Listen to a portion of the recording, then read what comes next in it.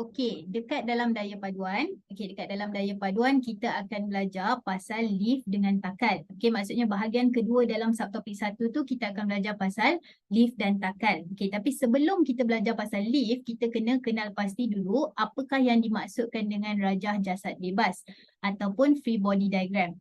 Okey, nama dia macam panjang, complicated bagaikan. Tapi sebenarnya dia just nak cakap rajah jasad bebas ni dia adalah gambar ataupun rajah. Okey, tapi rajah tu tunjuk apa? Rajah tu just tunjuk daya yang bertindak ke atas objek. Okay, shows the forces acting on the object. So contohlah kita ada objek selama ni yang kita belajar, macam contoh bola. Okay, bola tu dekat atas rumput. Contoh bola tu atas rumput. So bola tu sendiri ada daya iaitu berat. Okay, itulah dia. Okay, lepas tu bila kita ada berat, kita mesti ada tindak balas normal.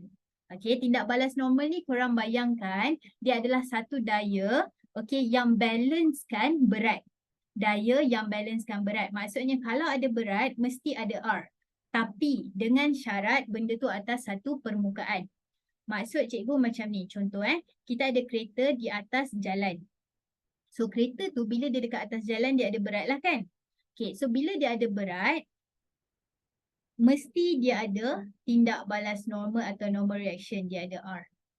Okay, tapi di atas jalan lah. So kalau kita tengok dekat sini roket, dia ada berat juga. Tapi nampak tak? Tiba-tiba tak ada pun R sebab dia sekarang tengah di udara. Okay, maksudnya dia tak ada permukaan dekat.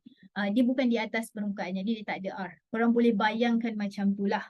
Okay, tapi ingat tau dia kata semua daya yang bertindak. Jadi kalau kereta tu bergerak, enjin akan hasilkan tujah enjin. Okay, maksud tujah enjin tu adalah yelah kereta tu ke depan kan. Kenapa? Sebab ada enjin. So daya yang dihasilkan oleh enjin tu kita panggil tujah enjin.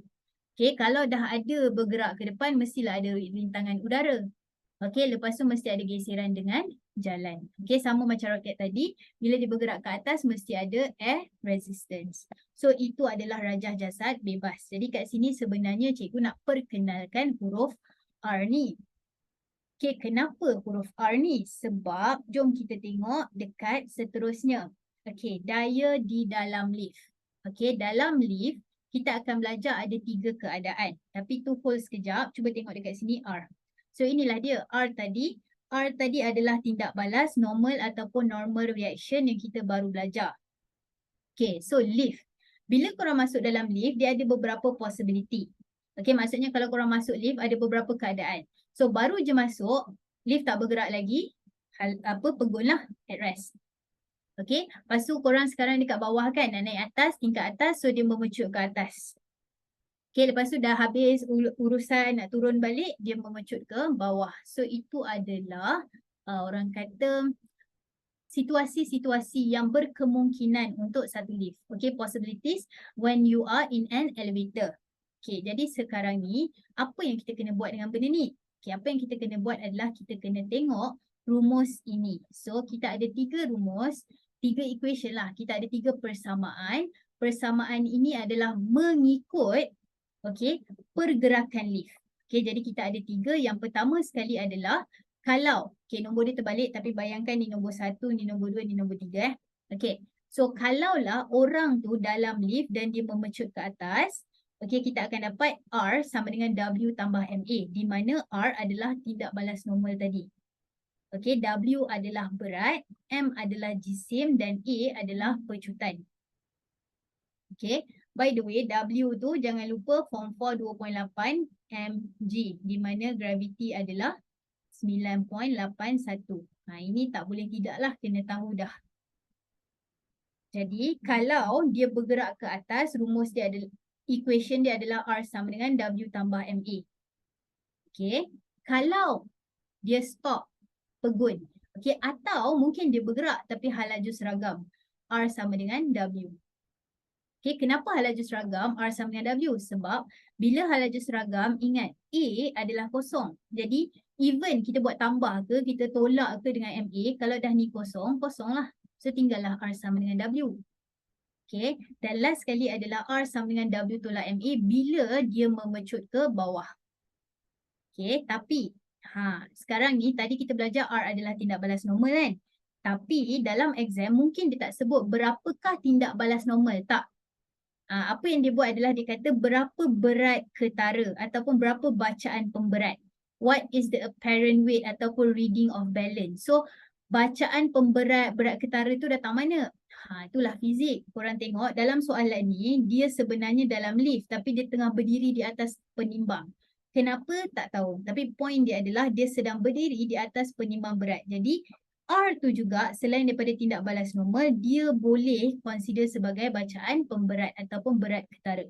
Berat ketara tu berat yang kita rasa. Okay kan kalau korang naik lift, perasan tak macam bila korang naik kan, kalau lift tu ke atas korang rasa macam berat, macam ada benda tarik ke bawah. Okay, tapi kalau lift tu ke bawah kita rasa macam melayang. Itu adalah berat ketara.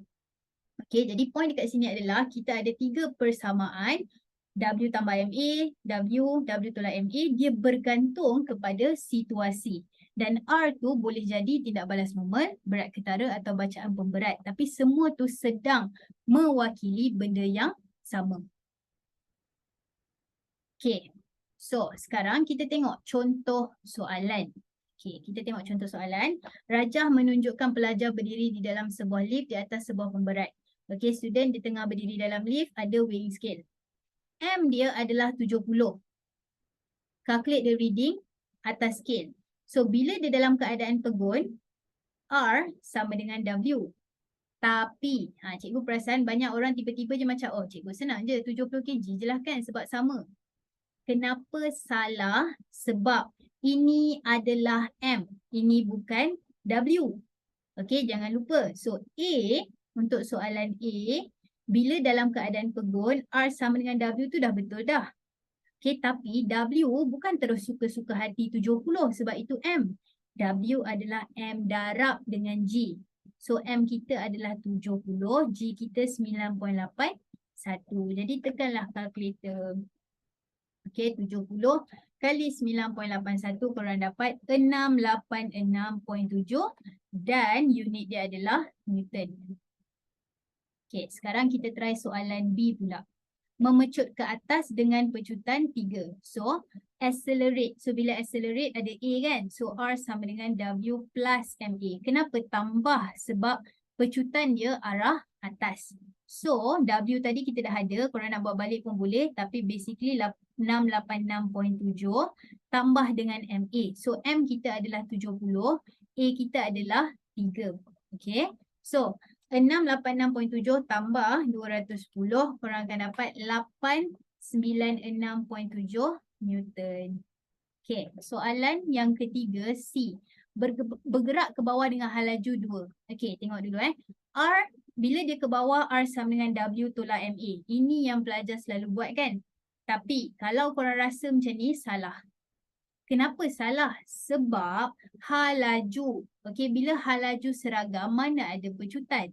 So, walaupun dia bergerak ke bawah, tak kisah pun. Sebab awal-awal tadi kita dah tengok, oh, kalau pegun, R sama dengan W. Kalau halaju seragam, R sama dengan W juga. Jadi, untuk soalan ini, walaupun dia ada pergerakan, kita still guna R sama dengan W.